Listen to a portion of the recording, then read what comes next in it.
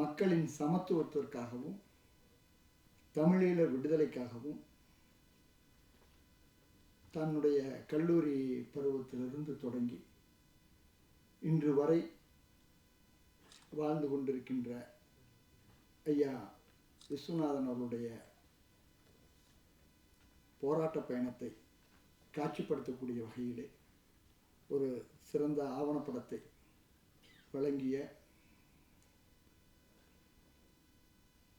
அறிவாயுதம் உள்ளிட்ட ரமணிகாந்தன் உள்ளிட்ட அனைவருக்கும் எங்களுடைய நெஞ்சார்ந்த வாழ்த்துக்களை தெரிவித்துக் கொள்கிறோம்.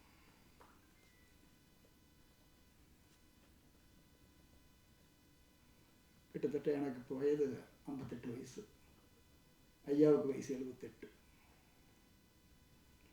ஐயாவோடு 2016 தொடர்ந்து பயணிச்சுட்டு இருக்கு. அதற்கு முன்னாடி சில போராட்டங்களில் சில நிகழ்வுகளை சந்திச்சிருக்கோம். இந்த 10 ஆண்டு கால வாழ்க்கையில் எந்த ஒன்றை தீர்மானித்தாலும் இதை மாற்றத்தை நிகழ்த்தி காட்ட வேண்டும் என்று விரும்பினால் அதற்கான அத்தனை முயற்சிகளையும் இரவும் பகலும் எந்த நேரம் அப்படின்னு இல்லாமல் தொடர்ந்து செஞ்சு அப்படி ஒரு மாற்றத்தை நிகழ்த்தி காட்ட வேண்டும் என்ற வெறியால் தான் தமிழ்நாட்டில்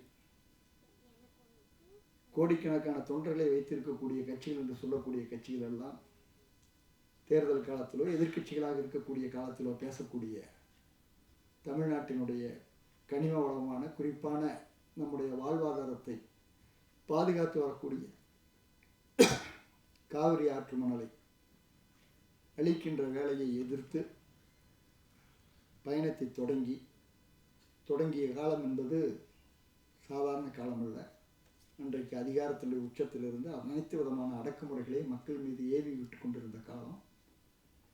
மணல் கொள்ளை எதிர்த்து ஏற்கனவே போராடிய அத்தனை பேரும் எங்கள் மீது வழக்கு வந்து விட்டது, பல நாட்கள் சிறையில் இருந்தோம், ஊரையே காலி பண்ணி விட்டார் என்று சொல்லக்கூடிய காலத்தில் துணிந்து களத்தில் நின்று அதற்காக எல்லாரையும் ஒருமுகமாக ஒருங்கிணைத்து அந்த போராட்டத்தை ஓராண்டு காலத்திற்குள் ஒரு முடிவுக்கு கொண்டு வர வைத்தவர் ஐயா விஸ்வநாதன்.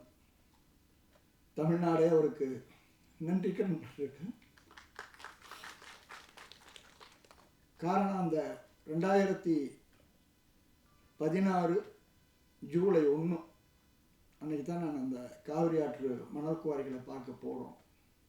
அதில் தொடங்கிய பயணம் ஓராண்டு காலத்தில் கிட்டத்தட்ட 365 நாளில் 300 நாட்கள் அவரும் நானும் இணை உரியாமல் தான் இருந்தோம்.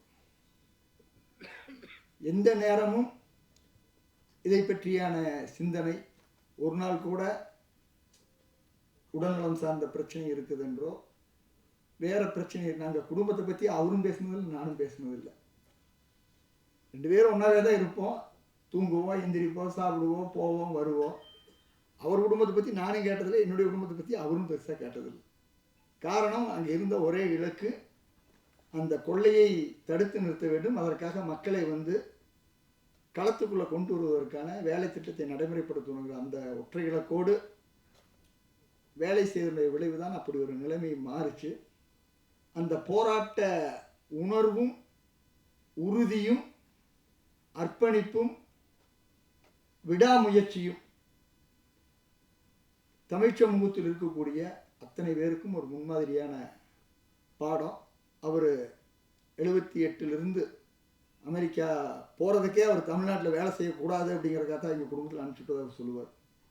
நான் அன்னைக்கு புரட்சிகர இயக்கங்களில் பலருடைய தொடர்புகளோடு அவர் இருந்த காலத்தினால அவர் இங்கே இருக்கக்கூடாது, வலுக்கட்டாயமாக பிடிச்சிட்டு எங்கள் அப்பா என்னைய அமெரிக்காவுக்கு அனுப்பிச்சி வச்சான்னு அவர் சொல்லுவார்.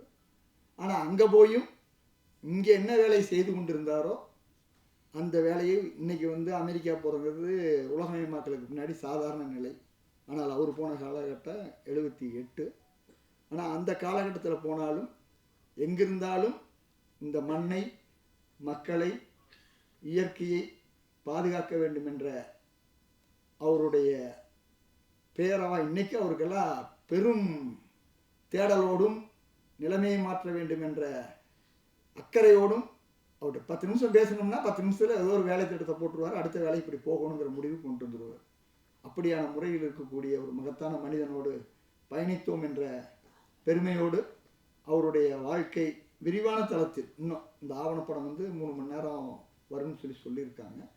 இன்னும் கூட அவர் பன்முகப்பட்ட தன்மையில் செய்த பல்வேறு முறைகளில் செய்த அனைத்தையும் ஆவணப்படுத்த வேண்டியது தமிழ் சமுதாயத்துடைய கடமை. அதை ரமணிகாந்தன் போன்ற தோழர்கள்லாம் அதை நிறைவேற்றுவார்கள். வாய்ப்புக்கு நன்றி, வணக்கம்.